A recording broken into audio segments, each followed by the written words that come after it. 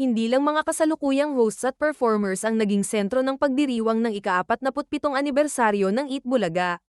Mas naging espesyal ang selebrasyon dahil muling nagbalik sa entablado ang ilan sa mga dating paborito ng programa na minsang nagbigay ng saya at inspirasyon sa milyon-milyong Pilipino. Para itong isang malaking reunion kung saan muling nagsama-sama ang mga artistang naging bahagi ng mahigit 4 na dekadang kasaysayan ng longest-running noontime show sa bansa. Isa sa mga pinakaunang napansin ng mga manonood ay ang pagbabalik ng cute boy ng Jensan na si Baste. Kahit matagal nang naninirahan sa Los Angeles, California, naglaan siya ng oras upang makisaya sa espesyal na okasyong ito. Marami ang natuwa nang makita siyang muli sa entablado dahil para sa maraming longtime viewers, isa siya sa mga batang tumatak sa kasaysayan ng Eat Bulaga.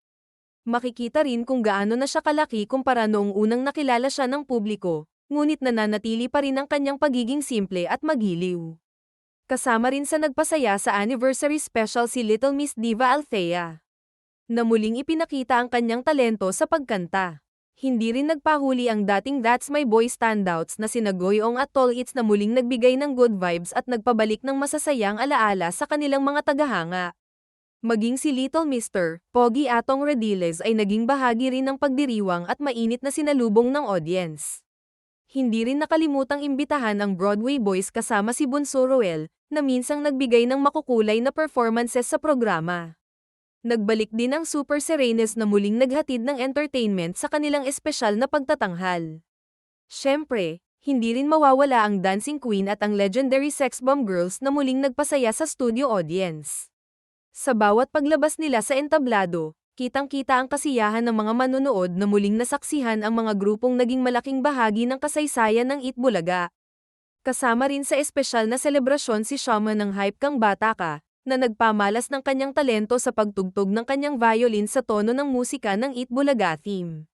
Dumalo rin ang Rewind Grand Finalists na X-People, pati ang Dance Showdown Grand Finalists na Batang Mama, na ipinakita ang kanilang husay sa sayaw. Hindi rin nagpahuli ang Sayaw Barangay Finalists na Electro Groovers na nagbigay ng enerhiya sa kanilang performance at muling pinatunayan kung bakit sila naging champion at paborito ng mga manonood.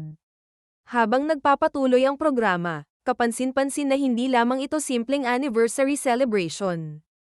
Isa rin itong pagbabalik tanaw sa napakaraming talento na minsang nabigyan ng pagkakataon ng Eat Bulaga.